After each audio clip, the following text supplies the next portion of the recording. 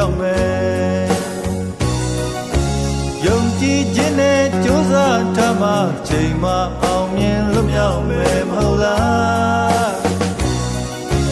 တန်ရာလမ်းချောမွေရတော့တာဝန်ကိုစီအားဖြင့်စစ်စလန်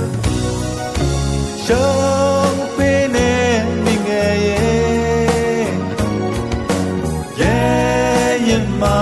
ကြော်ပြတ်သွားမြာကြိုးတွေတာဝန်တိုင်းရွက်တဲ့အခါကဲကိုကြိုးစွနိုင်မှာ